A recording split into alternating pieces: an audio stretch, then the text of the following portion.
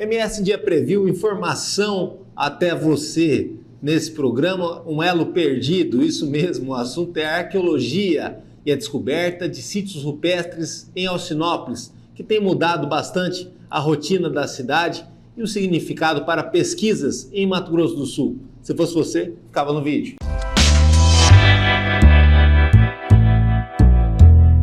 Sejam bem-vindas. Muito obrigado, Laura. Muito obrigado, Lia. Para a gente falar de um assunto que eu não toquei ainda no programa, que é essa questão da arqueologia, que não é só a arqueologia, né? Como a gente olha nos filmes, tudo é um trabalho multidisciplinar, né? E que envolve também uma antropóloga junto, né? E toda uma pesquisa que, às vezes, assim, de um ponto de partida de algo descoberto numa parede, numa caverna, ou achado em algum buraco, dali é feito todo um trabalho para a gente desvendar o passado, e o passado está sempre em movimento, né? É o que falam, né? E nessa história de passado sempre em movimento, um dos municípios mais novos do Mato Grosso do Sul é um dos que mais traz descobertas para a gente, assim, de coisas novas, para a gente entender o que era o Mato Grosso do Sul de milênios e milênios aí atrás. Sejam bem-vindas. Obrigada. Queria que a antropóloga começasse falando ali o que a gente descobriu em Alcinópolis e depois a gente fala como que foi essa descoberta, mas o que a gente descobriu ali. Lembrando que nas escolas a gente sabe que aqui tem os índios Terena, né, os Cadiuel, se eu não me engano, acho que os Guaranis também e tal, e tudo mais e nada mais. Então ninguém aprende muito, ninguém sabe muito da nossa história, do nosso passado. Mas aqui dá para saber um pouquinho mais da história das Américas, por exemplo, a partir do que foi visto em Alcinópolis? Com certeza, Danilo. Porque assim, nós temos aí um passado bem promissor, bem distante aqui em Mato Grosso do Sul, que chega, né, uma ocupação humana de 12.600 anos atrás. Ou seja, para que nosso público possa até refletir um pouquinho mais, é talvez de uma época que o Pantanal era mar. Não existiu essa história. Porque eu ouvi essa história do mar de Charaés, que aqui já foi mar, não teve nada disso. Não, na verdade, nós tivemos o mar, sim, quando os continentes estavam grudadinhos, digamos assim, na Pangeia. Milhões de anos. Não existia nem rastro de humanos, nem humanoides, né? E ali na região entre Rio Verde e Rio Negro, nós tivemos ali, hoje a gente vê os vestígios de um mar do Devoniano de 390 milhões de anos atrás. A gente encontra as conchas, os trilobitas, né? Toda essa fauna, esses iconofósseis que a gente fala, marinho, que remonta a essa época. Ou seja, Rio Verde já foi um lugar de praia. Já. Praia mesmo, igual Rio de Janeiro. Mar, salgado, sim. Que legal. Por quê?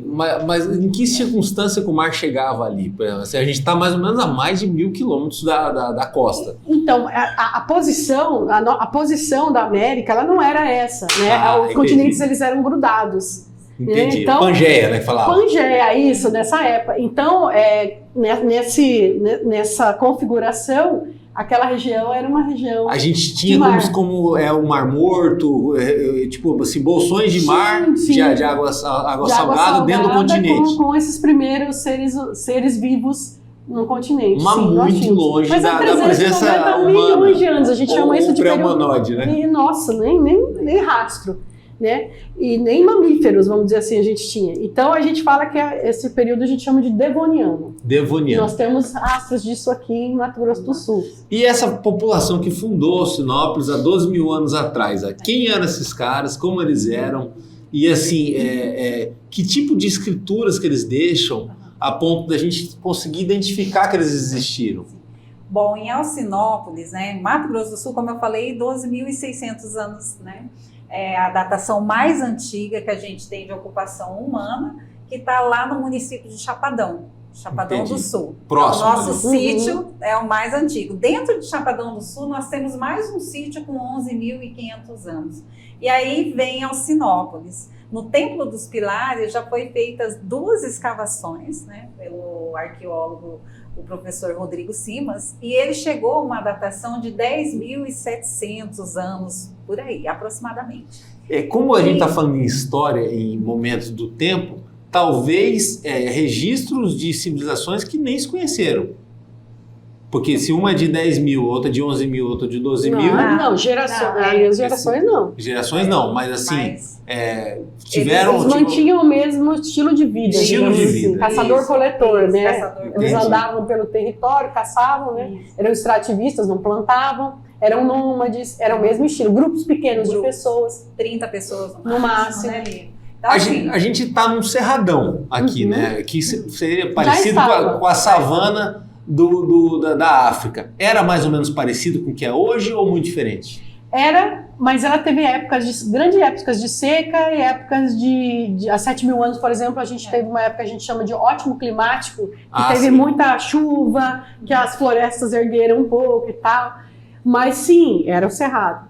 Então, ou seja, a mesma dificuldade talvez que a gente tem para o sertanejo viver hoje, naquela época também era um povo mais duro de sobreviver, porque eles acabam escolhendo uma região, na verdade é até uma condição de sobrevivência, né? Sim. Professor? Porque assim, ele vem para uma região que é mais difícil de se viver, até para conseguir ter mais terra e conseguir... Porque assim, eu imagino, né, tem esse livro agora...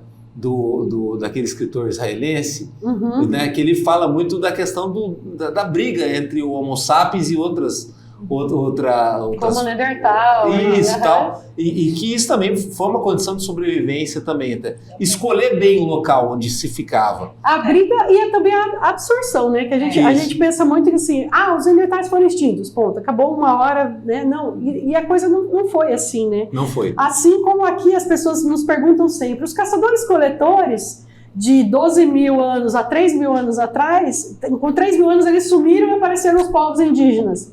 Não, na verdade, provavelmente houveram disputas, sim, morte e tudo mais, mas também muitos foram agregados para dentro dessas...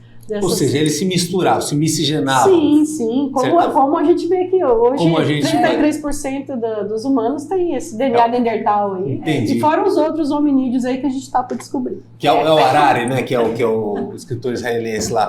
Agora, assim, essa população de Alcinópolis, ele tinha um nome? Como que eles se chamavam? Dá para identificar ou é uma pesquisa que ainda está tentando achar? A gente fala muito em caçador-coletor, né? Porque eles viviam, igual a Lia falou, da caça, da pesca e da coleta. Não tinha uma tribo, por exemplo? Né? Não. O conceito de civilização. Pequenos bandos, né? Pequenos bandos, né? Porque de até 50 pessoas, mais ou menos? 30 só? No máximo, para alimentar tudo isso. E eles têm que estar, né? Porque a gente acha que tem muito alimento, né? Na natureza, mas tem lugares que não tem. Então eles têm que procurar, né? Em outro lugar, água. Estações do ano, por isso que eles circulavam. E por ser grupos pequenos, essa história de escrever na parede, né? Que aí você tem que passar o conhecimento. É mais ou menos isso? Olha, a gente fala de arte rupestre, né? Que tem tanto a arte, a pintura rupestre e também os grafismos, que é gravado, os petroglifos. Era uma forma de comunicação deles. Ali eles passavam tanto a forma do dia a dia, como também seus rituais. Marcações. Né? Então, marcações. Até de períodos do ano, né? Tipo de mapa, né? Eles guiavam pelo céu, pelas estrelas. Só para você ver, o Templo dos Pilares tem aproximadamente 3 mil pinturas e gravuras. É muita coisa. É muita coisa. É muita informação. Muita informação. Então, possivelmente, ele não passou um grupo só. Né? Tem muito sobreposto também, pinturas sobrepostas. Então, eles vinham, por exemplo, coloquei uma pintura, depois outro grupo vinha e colocava um grafismo, né? Então, passou muitos, até porque um sabia também ler a pintura do outro, ou tentava entender aquilo que estava escrito. Não existia uma linguagem, um conceito de língua, talvez. A comunicação entre eles funcionava mais ou menos como? Verbal, existia um tipo unidos, de linguagem, mas não era uma coisa codificada. Um idioma completo, assim, mas sim. Eu acho que eles se comunicavam entre o grupo deles, deixavam ali, porque não tem sítios no Brasil que, por exemplo, eles colocavam lá um registro de um animal e aí eles ficavam, que tem as pontas de flecha, que eles ficavam talvez treinando ali para pegar a sua caça, né? Tem um sítio que é assim, tá tudo furadinho.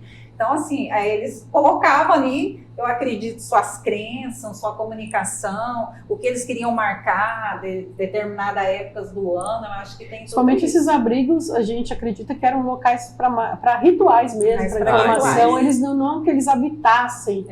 Poderiam se proteger da chuva e tudo mais, mas não que eles habitassem os abrigos. Entendi. Realmente, a maioria dos sítios aqui, eles são a céu Agora, aberto. assim, a nossa condição climática e de geografia também, ela favorece também essas descobertas, né? A Luzia é no Agreste Nordestino, né? Que ela é descoberta onde chove pouco, onde você não tem muita mudança daquela paisagem referente a outros lugares, como se a gente está vendo aí no Rio Grande do Sul, os Pampas Gaúchos, tem uma enchente, lá muda tudo, né?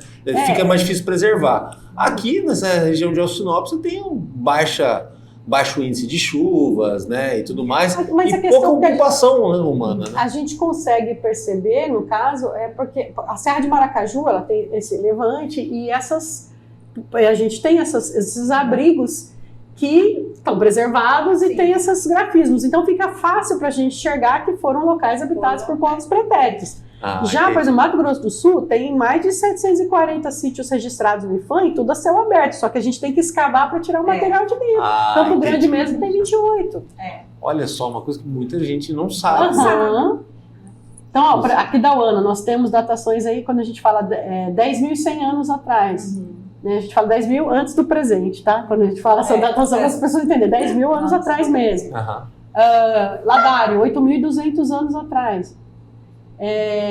Brasilândia, 7 mil anos, uma coisa assim. Então a gente quase tem várias, né, quase 8 mil anos, a gente tem várias datações aqui no estado, o que nos ajuda a explicar muito que a grande sacada, a Europa toda, ela vem estudando a arqueologia da América. Eles estão muito focados em saber como as pessoas vieram para a América. A gente sabe que vieram em 3 grandes migrações, isso aí está comprovado, lá por cima pelo Estreito de Mérida. E pequenas também, tá? Que a gente conta as 3 grandes que vieram em massa, que é aquele congelamento total. Já se sabe que vieram pelo Pacífico também. Como congelou lá em cima, o nível do mar baixou, várias ilhotas, as pessoas, os polinésios conseguiram vir até que o sul do Chile nós temos datações de 17 mil anos. Então acabou aquela teoria que veio tudo lá de cima. Não, vieram de baixo também. E tem outras teorias surgindo que vieram também pelo Atlântico da África, né? Que ainda são questionáveis. E o curioso disso é que nós estamos no centro da América do Sul. É isso que eu ia falar. As pessoas tinham que subir e descer. E estamos entre 2 bacias, nossa Mesopotâmia. Tinha até aquele caminho do Piabiru, né? Tudo passa por aqui, vocês já perceberam? A gente tem que valorizar o Mato Grosso do Sul. Tudo passa por aqui. Hoje é a rota bioceânica, né? Hoje é a rota bioceânica, né? A gente tem a trilha rupestre, a gente pode falar disso depois. A gente tem uma riqueza aqui, tanto arqueológica, paleontológica e geológica, que as pessoas não têm ideia. Mas assim, ao mesmo tempo, olha, é uma dúvida ignorante, mas talvez seja uma dúvida pertinente, né? E aí eu tenho que fazer também o papel do público em geral. Claro. E nesse ponto eu estou mais como público do que como entrevistador. Muitas vezes o sul-mato-grossense ele participa de uma expedição e vai até o Peru a visitar lá resquícios de Machu Picchu, da civilização Inca, ou vai para o México, né, e aí vê também outra situação, né, tal.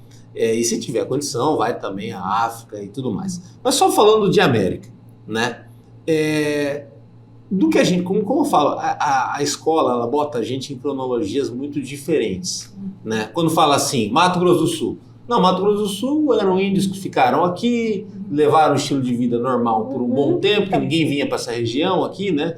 Tal, tudo mais. De certa forma até vinham, mas não ficavam, não colonizavam, né? E aí você vê os índios daqui levando um estilo de vida muito selvagem, né? Sem muita mudança do que foi lá 5, 6, 7 mil anos atrás. E aí você vê outras civilizações não tão distantes, a 2.000 quilômetros, 3.000 quilômetros, num nível de avanço enorme para a questão de civilizações, cidades e tudo mais. Tal. Por que isso não aconteceu aqui nessa região, aqui, esse meio da América aqui, não teve situação como a gente tem no Peru, como a gente tem no México, como a gente tem... É interessante que a gente pensa assim, né? Porque eles tinham as pirâmides, as grandes cidades. E lá tudo montanha, então, né? Tudo. Pois é, por isso mesmo. Eles tiveram que desenvolver um método de agricultura por escalonamento. Foram mais desafiados. Eles foram mais desafiados. E a gente aqui não quer dizer que a gente não teve grandes construções, só que eram de madeira, eram de barro, eram de... Entendi. A gente também teve. A gente também teve muita coisa aqui e também não foi há 12 mil anos. Lá há 12 mil anos eles estavam na mesma situação. Entendi. A civilização maia inca também é 3 mil, 4 mil anos, coisa que os nossos povos indígenas da Amazônia, a Amazônia era super povoada.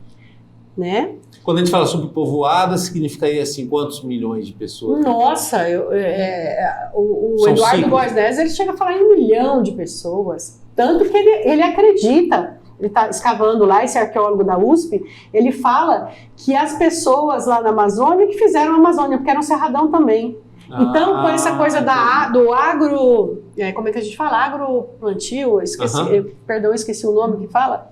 Mas eles foram plantando entre a floresta. E foram criando, né, não desmatando essa monocultura que a gente está acostumado, que a gente herdou da Europa. Porque lá eles têm 4 estações definidas, eles têm outra situação. A gente aqui não, a gente poderia se dar muito bem com essa questão de agrofloresta. Então, veja bem, como a gente tem muito que aprender com o passado. A gente escavando em Alcinópolis, a gente está achando castanha de baru queimada. Eles já consumiam esse baru, que hoje muita gente nem sabe que existe, que é ultra nutritivo. A universidade tem vários estudos aí com baru. Que tem só nessa região aqui, né? Tem nessa região. E a gente pode exportar isso e as pessoas podem cultivar, o pessoal no exterior quer o baru, já sabem das propriedades dele. Então a gente tem muito que aprender com esse passado. Né? O problema foi essa reformatada que foi a partir de 1500, né? 1400, que ali meio que decreta que para trás não teve nada. Não teve nada, era todo mundo né, bobinho, zerou o jogo, né? E a gente tem uma tendência a falar, por exemplo, a gente ouve muito isso, e lá no museu a gente vê muito assim, os povos indígenas aqui são menos, não tinha por exemplo, uma cerâmica feita lá na Amazônia, né? Marajoara, com requintes. É uma confusão, aqui são menos desenvolvidos. Mas ou, tem esse mito. Escuta isso. Não, cada etnia tem a sua cultura. E nenhuma, não é porque a nossa, vamos colocar aqui a Guarani, não é porque a Guarani ela tem menos detalhes, menos pintura, que ela é menos desenvolvida. A gente tem que começar a entender que cada cultura tem sua riqueza, né? Tem a dificuldade deles produzirem essa cerâmica, igual a Alinha falou. Lá, né, tem um tipo de solo, tipo de pedra. Aqui é outra dificuldade. Mas a gente acaba misturando muito a história do homem branco com a história geral, né? Por exemplo, o Mato Grosso do Sul surgiu em 77, né? De 77 para cá a gente tem 37 anos, né? E Alcinópolis não, 46, 46. Aí Alcinópolis tem o quê? Menos de 20 anos? 34, né? De emancipação. É muito pouco, né? Então, ou seja, comparado a municípios de Goiás, do Nordeste, que já tem esse trabalho, às vezes, de uma universidade de longo prazo, você tem descobertas mais avançadas do que aqui, né? Onde tudo é muito novo ainda, né? É por isso. Mas olha, a Universidade Federal, ela veio, tanto a UFGD veio depois, né? Mas a Universidade Federal de Mato Grosso primeiro começou com a Unicinos, né? O padre Schmitz, a Silvia Copé, eles vieram para cá, eles dividiram o Brasil em regiões, esses arqueólogos, e vieram para cá em 86 e começaram a fazer essas pesquisas. Depois, a Universidade Federal, o professor Gilson, a professora Emília, e o professor Peixoto lá em Corumbá, eles assumiram isso. Então, essas pesquisas, elas já têm mais de 30 anos, tá? Entendi. É que eu acho que o boom, a gente está aproveitando agora, pessoas como o Marcão, né? É isso que eu queria chegar. Eles fazem a diferença nisso e popularizam aí a ciência. Vocês têm lá um sul-mato-grossense nativo, autodidata, que começou a ir pela conversa das pessoas. Olha, ali tem alguma coisa, dá uma conferida. E ele bateu lá no museu e falou, gente, eu preciso de ajuda. E com várias fotos que foram examinadas. E se não tiver a comunidade? Na época ele não era vereador ou já era vereador? Já era vereador. Quando eu conheci o Marcão, já era vereador. Mas já é uma questão de inovação impressionante, né? Ele se preocupar com isso, Que é uma coisa que outros vereadores falam, não, vou cuidar do buraco da rua lá, vou cuidar da placa de sinalização. Ele foi cuidar de sítio rupestre e ajudou na elaboração desse livro, que saiu em setembro do ano passado. Sim, as fotos são todas dele, a organização, o Marcão, ele Que foi legal. assim...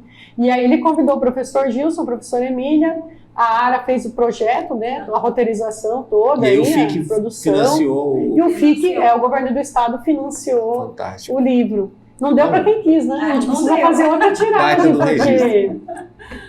Agora, voltando no Marcão, qual que é o primeiro contato que vocês têm com o Marcão? Como foi essa história das fotos? Ele chegou com quantas fotos? E como que foi ele levar essas fotos? Porque hoje em dia a gente está numa época que tudo se duvida, né? A época da fake news, né? Então, assim, eu fico imaginando para mim numa redação, quando alguém chega com uma novidade muito grande, você vai, no princípio, falar, vou tomar cuidado com essa informação, pode ser que seja uma empolgação, É engraçado, mas aí, o próprio dependendo da Marcão foto, fala, chama muita atenção. né? As pessoas, elas olhavam, isso daí alguém pichou, rabiscou, as pessoas, no princípio, elas não acreditam. Mas a gente conhece o Marcão, eu conheci em 2014, que ele começou a ir ao museu e nos convidou para ir ao Sinópolis, quando ele era vereador, para fazer formação para as pessoas. De educação patrimonial, porque através da educação patrimonial que você vai conseguir para preservar, né? Conhecer seu patrimônio cultural. E aí entra o patrimônio natural, que é importantíssimo, o meio ambiente de Alcinópolis lá, dentro do Parque Municipal do Templo dos Pilares.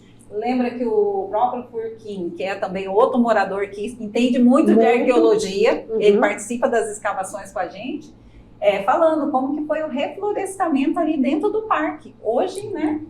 Eles têm outra visão. Inclusive, isso também estimula, né, os auxilia, que quanto mais eles trabalham com educação e com reflorestamento, com o cuidado do parque, as escavações, eles têm um maior ICMS ecológico. Isso está tudo interligado.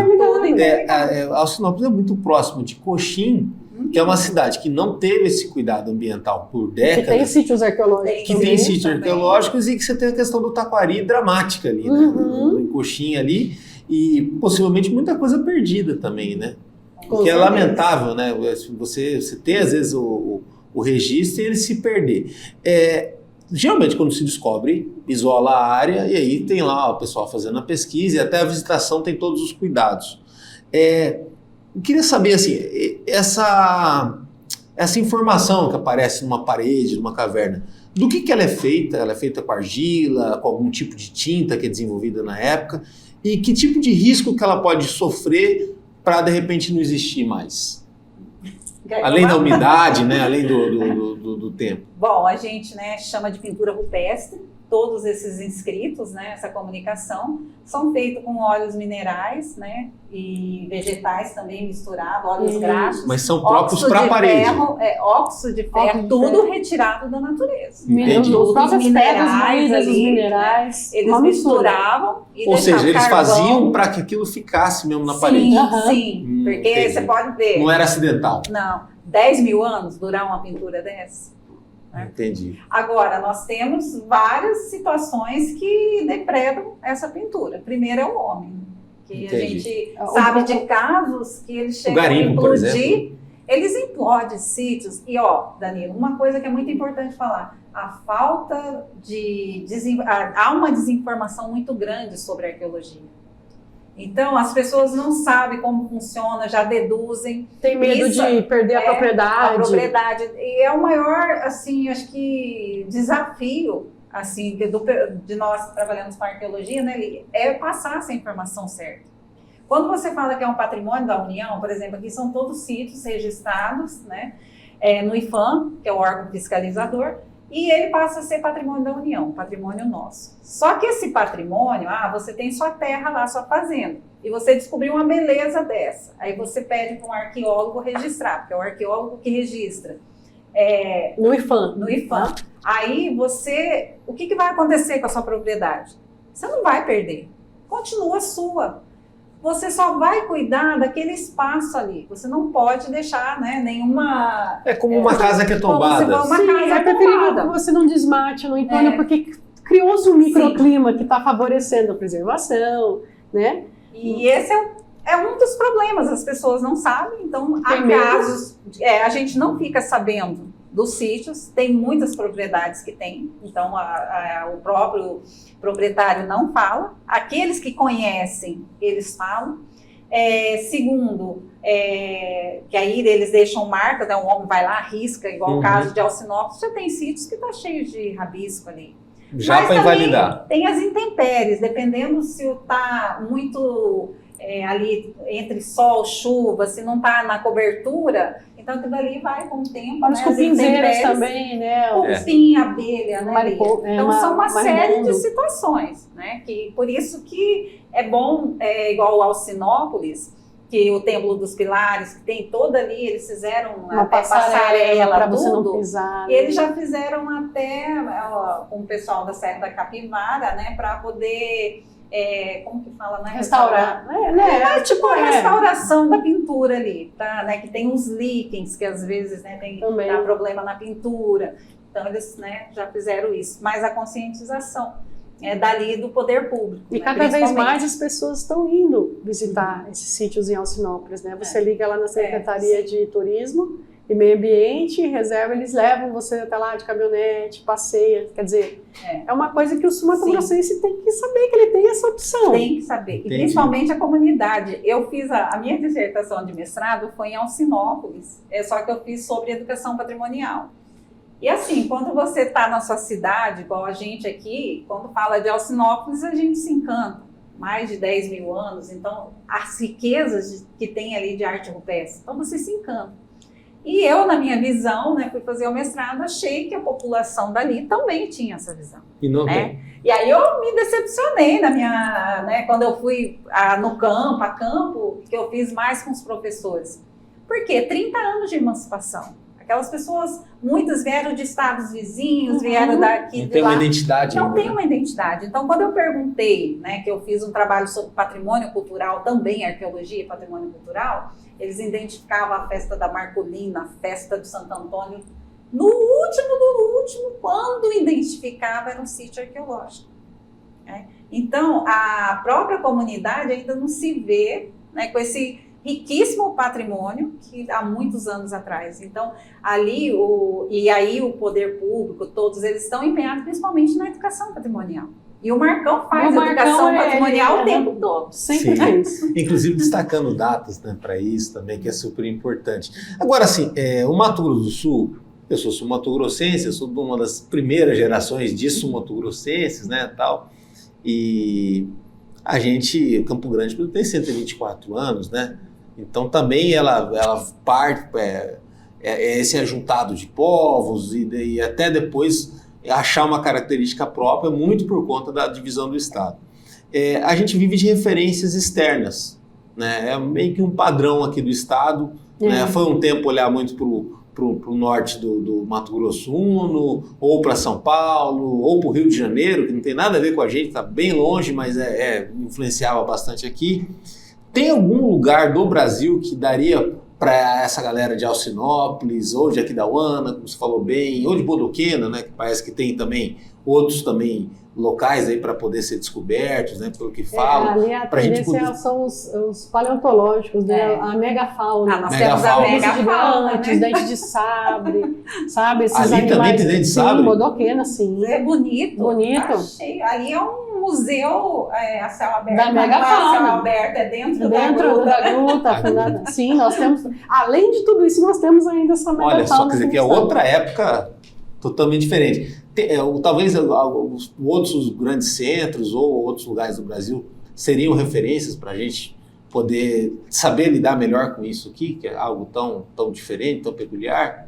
Olha, é tão grande o que a gente tem aqui, que a gente levou para Portugal em novembro, pela trilha rupestre. A gente foi no Instituto Politécnico de Tomar apresentar para a Unesco. E eles vão vir para cá, eles estão dando formação, eles vão vir em novembro. O Luiz Osterbeck da Unesco vai passar com a gente aqui 15 dias em janeiro, porque ele ficou deslumbrado. Ele equiparou o que a gente tem aqui com a Serra da Capivara. Olha só. Tá?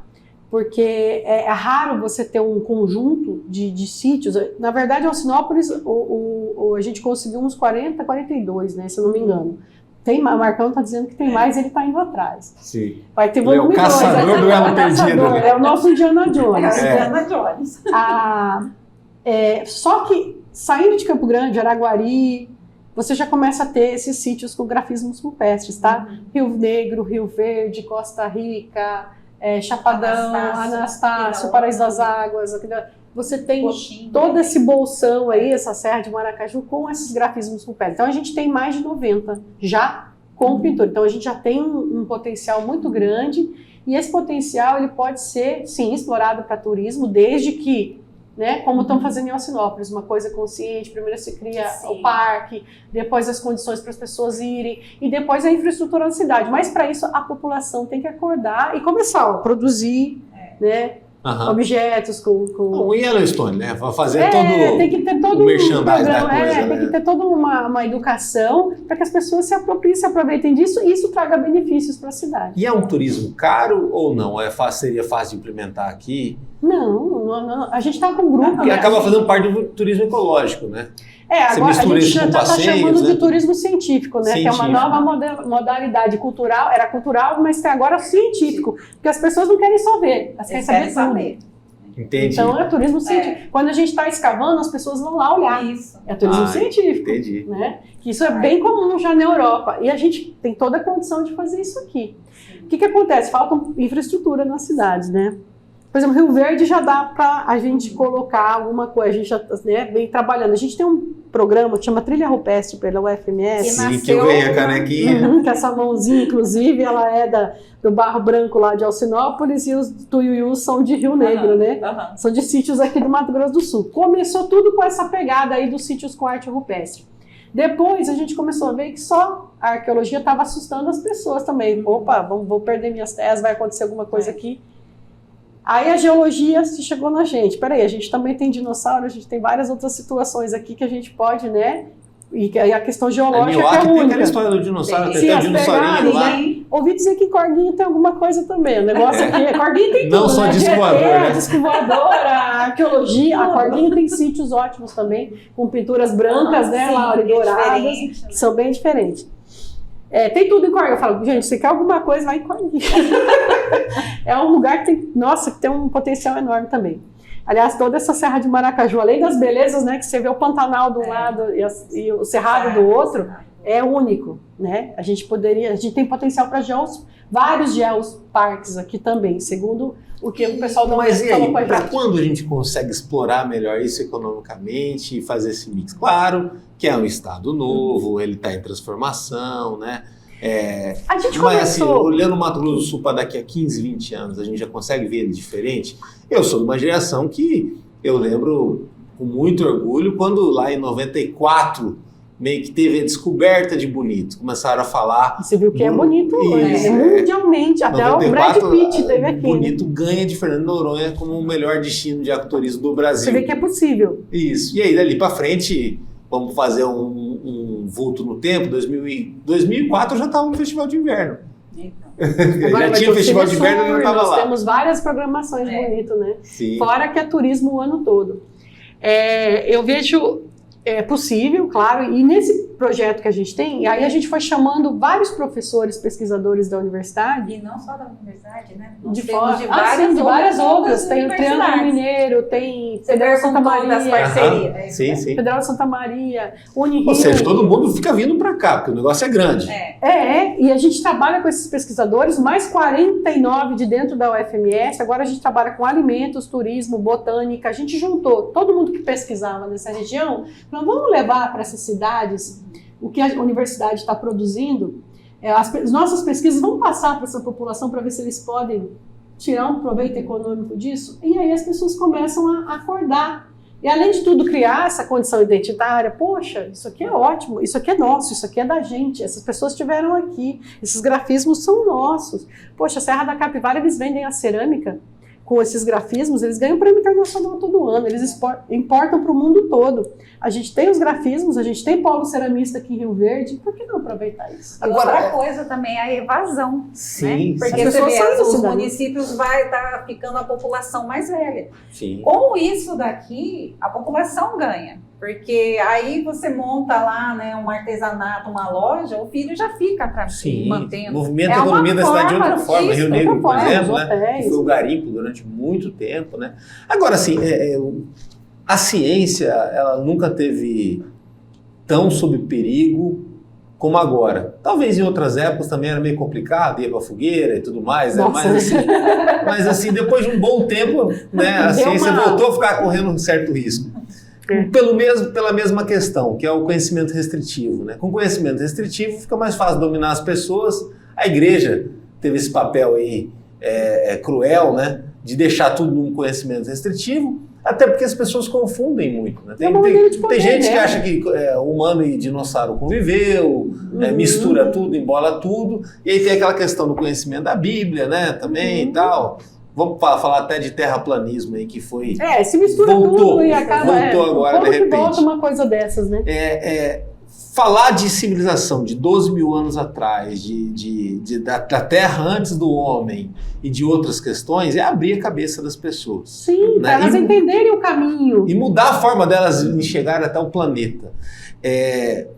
A única forma que eu consigo ver agora é com relação aos menorzinhos, né? As crianças e tal. Esse trabalho de base, como que está sendo feito hoje em dia? O Museu de Arqueologia, a exposição foi inaugurada em 2008. Que fica aqui em Campo Grande, que fica ali na Fernando Corrêa. Na Fernando Corrêa, no primeiro andar do prédio Memorial Apolônio de Carvalho, né?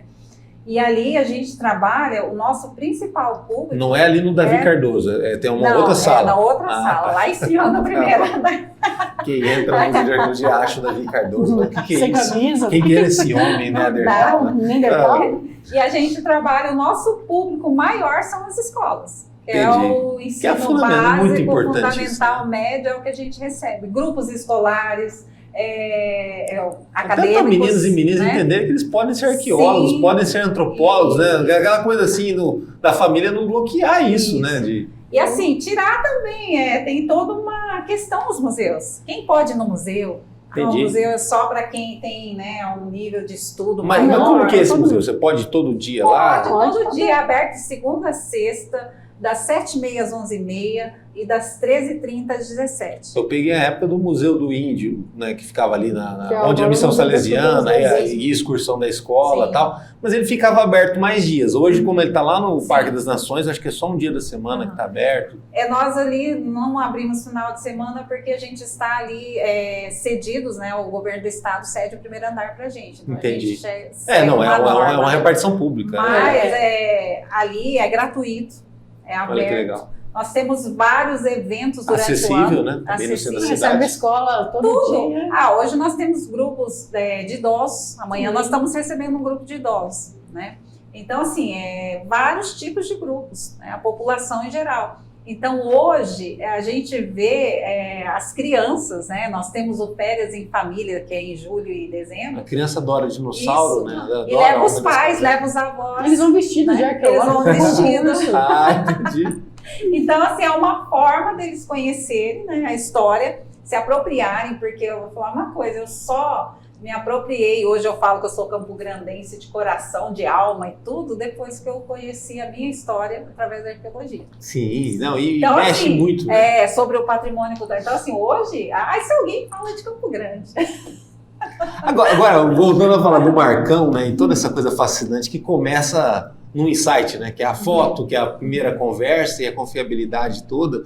E eu passei por isso em 2016, quando eu conheci, né, e ele anunciou esse livro que agora, lá atrás ele falou que aconteceria, tudo, já falou de vocês antes de eu conhecer vocês, tudo mais. Bom, como jornalista, como analista político, muitas vezes a pessoa me para na rua, hoje em dia eu não vou mais na fila da lotérica, mas quando eu ia, e aí, quem que ganha essa eleição? Quem que perde? Quem que volta da Câmara? Quem que não volta? Quem que perde? Com quantos por cento o outro vai para o segundo turno? Eu tenho que dar de bate-pronto isso aí. Eu falo, é meio complicado, mas eu acho que vai por aqui e tal. Ou muitas vezes até no jornalismo de algum evento que esteja acontecendo, um evento policial, alguma coisa. Eu tento dar uma opinião, mas não é uma opinião assertiva, porque se você não tiver embasamento naquele momento, você não tem como dar uma opinião assertiva. Alguém chegando com uma foto, não sendo Marcão, chegando uma outra pessoa, que a partir talvez de repente dessa entrevista, alguém desperte isso e vá para algum lugar, tal, tudo. Pela foto não dá para identificar, né? Mais ou menos de que época e de que civilização. Dá? Pelo tipo de desenho, é isso que eu ia perguntar. A gente consegue, mas né? são a gente separa elas, os traços em caixinhas, né? Geométrico, São Francisco, Nordeste, que são cenas, tradição Nordeste, são aquelas cenas, né? Então a gente já bate o olho mais ou menos, fala, bom, isso aqui tá me parecendo uma tradição geométrica, está parecendo tradição Nordeste. Vamos ver de mais ou menos que época é isso. A gente consegue ter uma ideia. Mas aconteceu já das pessoas ligarem. Você pode vir na nossa fazenda? A gente vai lá e um médico, né? Um médico, foi muito interessante. Um médico, ele tinha uma propriedade ali em Figueirão e ele falou para um rapaz que foi no museu. Falou assim, olha, eu tenho essas fotos aqui, eu tenho certeza que alguma coisa é diferente, eu já vi alguma coisa de arqueologia. Aí esse colega meu foi no museu e falou, Laura, olha essas fotos aqui, ele queria muito que vocês fossem lá. Falei, não, mas isso aqui tinha pezinho, que assim, tem imagens que são mais difíceis de ser encontradas. Aí a gente foi, né, Lia, juntamos uma equipe, fomos lá. Lindo, magnífico o sítio. Mas aí só chegando lá perto, com o utensílio certo, tocando lá no Não, negócio, a gente já sabia que era. Aí você consegue saber de quantos anos, ou não? Não, aí você tem que fazer a datação, né? A datação da pintura, a gente está até na De quanto tempo demora uma datação, mais ou menos? 30 dias. A gente manda para... Hoje a gente manda para amanhã, né? Custa $500. Esse é o único problema da ciência. Coisa para pesquisar a gente não tem recurso. Entendi. A gente está conseguindo fazer muita coisa, porque a Fundect, a gente submeteu o projeto na Fundect, da Trilha Rupestre, e a Fundect, o governo do estado, ele está nos patrocinando aí, vamos dizer assim. Aí de 30 dias pode vir a datação, que é fundamental. Vem calculada. E achando uma descoberta, é meio que aquele gol com VAR, né? Você faz o gol, tem que esperar o VAR confirmar. Tem que esperar confirmar. Puxa vida, mas assim, e aí a pessoa também, de certa forma, acaba vibrando, né? Se ela tiver... Não, a gente fica numa expectativa que... sim, né? A gente acha um ossinho, um negócio, a gente fica maluco, esperando os resultados. Carvão, né? Carvão, a gente adora encontrar carvão, que é o carvão que a gente data, na verdade, são as fogueiras, né? Entendi. Ou seja, onde você achar alguma coisa de carvão, pode ter ali perto alguma outra descoberta. Mas essa descoberta da escavação também, ela é... de certa forma, até mais elaborada e até mais comemorada também quando ela acontece, que é mais difícil, não é? Pelo menos pelo que a gente vê no filme, às vezes tem anos e anos escavando. Você fica ali com o pincelzinho, você baixa o que a gente baixou 40 centímetros em 15 dias. É difícil, você não pode meter uma marreta. E tem muita coisa por baixo da terra. Parece que agora tem alguns scanners, falam na Amazônia, lá que estão descobrindo cidade. É o LiDAR, né? Para você ver, a Amazônia tinha cidades enormes. Tinha mesmo? Tinha. Mas assim, o duro que hoje em dia é tudo muito misturado. Né? Você tem a história das cidades enormes, das civilizações enormes, mas também aquela história do Rata Matar. Aí já conversa, aí já vai para podcast, aí já inventa aqui. O pessoal aí já apela, né? Pega uma coisa que está ali e subverte. Né? Realmente tiveram civilizações grandes. Mas aqui no Mato Grosso também tem muita coisa por baixo da terra, por exemplo. Tem muita coisa, muito material lítico que a gente fala, que é a pedra lascada e polida, muita cerâmica, também mostrando sobre esses povos indígenas. Por isso que a gente tem aí a terceira maior quantidade de etnias diferentes hoje no país, justamente porque povos diferentes vieram e ficaram aqui. Quer dizer, Mato Grosso do Sul ele vem desde os primórdios, essa terra de várias pessoas, de vários lugares. Ele é mais antigo do que se imagina. É muito mais. Essa característica nossa é mais antiga que pode pensar. Agora, o mundo, pelo que a gente percebe, está em constante mudança climática e é algo muito acelerado e mais movimentado agora por conta das nossas interferências talvez por outras questões, mas que o clima mudou, né? E parece que é uma mudança irreversível, né? Com as suas consequências. Aí, a gente viu recentemente o que aconteceu no Rio Grande do Sul, mas em outras partes do mundo também.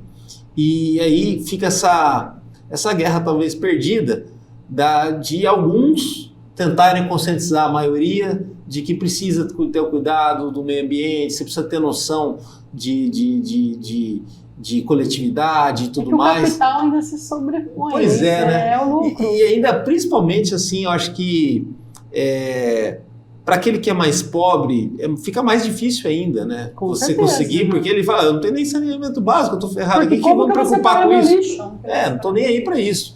Né? E aí eu até olhei outro dia uma entrevista com o Richard Rasmussen, né, que é aquele biólogo e tal, ele estava explicando que não tem como separar a questão de proteção ambiental do capital, que ele falou de uma fazenda lá que perde não sei quantas cabeças de gado por ano, mas ela tem muita cabeça de gado, então por isso o cara não mata a onça. Agora, quando o cara Um fazendeiro tem 20 cabeças de gado, ele Ele perde vai matar 4, ele vai matar onça e tudo mais. A grande lição que a gente pode ter com esses povos mais antigos, e talvez isso possa até ter uma atenção maior nas próximas décadas, é a interatividade, a conexão com o meio ambiente. Sim. Porque eles ficaram muito mais tempos aqui no mais planeta do que a tempo. gente, Uhum. né?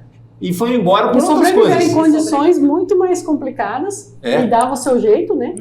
Tinham sua tecnologia. É importante a gente falar disso, que eram pessoas como nós, tá? As pessoas imaginam que é o homem das cavernas, coisa meio bobada. Não, a gente está falando de homo sapiens sapiens, inteligentes, que faziam ferramentas, usavam o que tinham no entorno para poder sobreviver. E sim, a gente tem muito, é o que eu falei, a gente tem muito que aprender. Porque como eles se alimentavam, como eles agiam, e lógico, a gente não vai morar em caverna, né? Não é isso que Mas a o gente respeito tá à natureza, Mas né? o respeito, de entender essa... que o risco pode acontecer, né? Se ele interferir no meio A ambiente, relação no meio dele. deles com o meio ambiente. Com o meio ambiente. Então, a gente tem muito que aprender. É aquela coisa para sobreviver, né? Você come, você mata para comer, não é assim, né? Matar por matar. Tem várias relações, né, que as pessoas tinham com os povos antigos. Não que não tivesse pessoas más ou pessoas que fizessem também coisas, né, equivocadas. Isso é intrínseco do ser humano, a gente fala, né?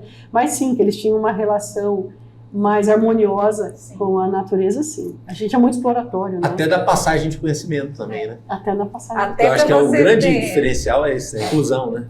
Fora que aquela coisa do respeito à natureza, né, que inclusive eles cultuavam muito, né, a gente vê muito as deusas mães, a gente fala, aí até Alcinópolis a gente tem a deusa mãe, né, a figura, o símbolo lá, que é a mulher dando à luz, né, que provavelmente eles não entendiam como era feita a concepção, então eles acreditavam que aquilo era um presente, né, então as deusas para eles eram mulheres, então eles tinham toda uma relação diferente. Né?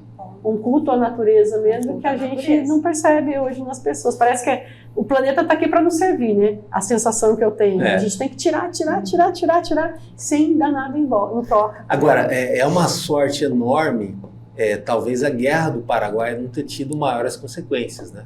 Porque isso também poderia ter atrapalhado tudo que vocês descobriram agora recentemente, se esse conflito tivesse agravado mais, né? Sorte que era um conflito também de 3 países contra um, e que durou o tempo que durou, porque poderia ter sido muito pior, né? Essa região toda ali que a gente está falando de Alcinópolis, ali era Paraguai antes? Ali ainda não, mais para cá. Não, mais para cá. Ali não, até Campo Grande era ou não? Um pouquinho antes? Não chegava a Campo Grande, um pouquinho antes. Mas era uma grande região, né? Do Mato Grosso do Sul, que era Paraguai. Sim.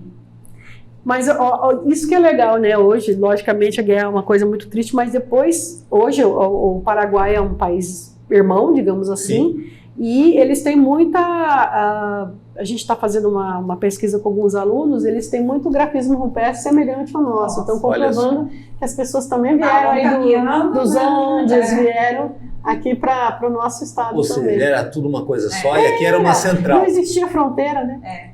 Na verdade, Eles hoje que a gente eles caminhava muito e a gente que estipulou. Essa história do caminhava quantos quilômetros por dia, mais ou menos? 20 a 30?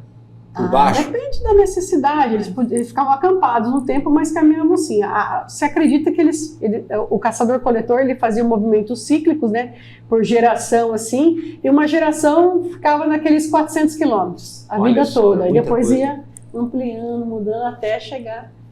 Por isso que a gente fala. E ele nunca voltava para o lugar que ele saiu? Ele voltava, era assim que eles voltavam. Tanto que as marcas ficavam ali, tipo, a família da Bia passou aqui, sabe? A gente tem isso ali. Vocês falaram aí que eram gente como a gente, de certa forma, até o José Antônio Pereira, que descobre Campo Grande, praticamente o mesmo movimento, né? Sim. Sai de Minas, vem para cá, depois vai para lá, depois volta para cá. Né? A gente conheceu os descendentes do José Antônio Pereira, eles falavam que ele parou na estrada, eles plantavam, eles colhiam, depois eles retomavam, eles demoravam um ano para chegar aqui, não era uma coisa igual agora, né, que a gente pega o carro e vai. Agora, se isso perdurou durante milênios para o homem, seria uma forma hoje em dia da gente entender por que muitas pessoas não se encaixam no sistema?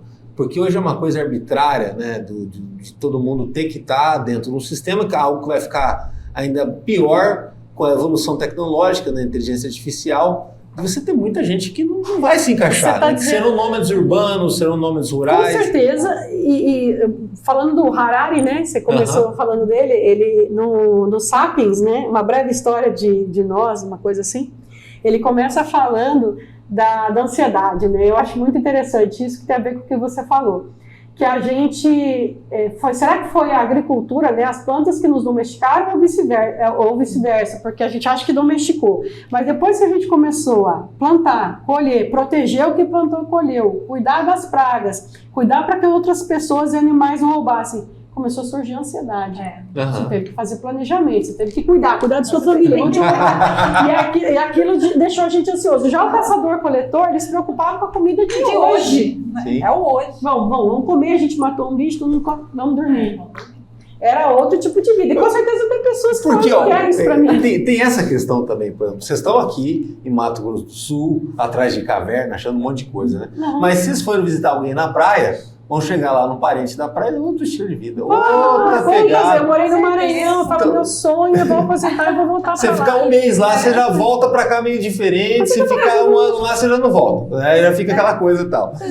Nós ficamos 15 dias, eu fiquei lá na escavação direto. Já pegou o ritmo de Alcinópolis. Volta diferente. Parece que é churrasco todo dia lá, eu fiquei no meio do mato. Eles têm uma casa para apoio de pesquisa lá em Alcinópolis. Entendi. Então é 1 hora da cidade, tá no meio do mato. Você não tem ali nada. É estranho voltar, né? É estranho voltar. Onde eu quero chegar? Você pega ali, na Idade Média, você tinha a África, o berço do mundo, né? A Europa, né? Já em épocas diferentes. Tem aquela história que os portugueses chegavam lá e catavam a laço os escravizados que traziam para cá. Não foi bem assim, tinha um comércio para isso e toda uma bagunça ali naquela questão toda daquela rota para a Índia. É datado que o Brasil foi descoberto em 1500, mas tem registro de gente que já passou por aqui antes. Sim, né? Era uma coisa assim, vinha antes, mas se deparava com aquele estilo de vida, falava, não vou mudar isso não, vou voltar para lá, selvagem. Vai ser meio complicado para ficar por aqui, dominar e tal. E de certa forma, assim, eu acredito que tinha uma diferença grande entre o homem que morava no centro do continente, aqui para essa região do Mato Grosso do Sul, e aquele que ficava mais na costa, que foram os primeiros que os portugueses se depararam, tal? Olha, diferente. Que todo mundo era nômade, todo mundo andava, todo mundo e depois, circulava. quando eles chegavam, a tendência já eram as aldeias, isso já... E fala em populações maiores dos tupis, né? Sim, a costa... A nação tupi, ela era muito grande, maior do que a nação daqui, do que estaria no centro-oeste. Ou não tem como medir isso porque não tem, tinha um porque, censo. por exemplo, a bacia do Paraná toda, Tupi-Guarani, Tupi-Guarani toda. Assim, você tem ali uma quantidade enorme. E foi onde teve os maiores massacres, né? Eles começam a viver de modos diferentes. Sim, se adaptando ao que eles têm. Né? Eles já se fixam num local, são grupos maiores. Você vê, por exemplo, por que os Como na Amazônia, talvez, a condição de você extrair da natureza a sua comida facilita. Você não tem que investir em agricultura, né? Você vê, por exemplo, os Ofaié, eles já se adaptaram a áreas alagadiças, faziam aquelas canoas monóxilas e tal. Já os Guarani, que foram descendo ali pela Bacia do Prata, eles chegaram ali e falaram, bom...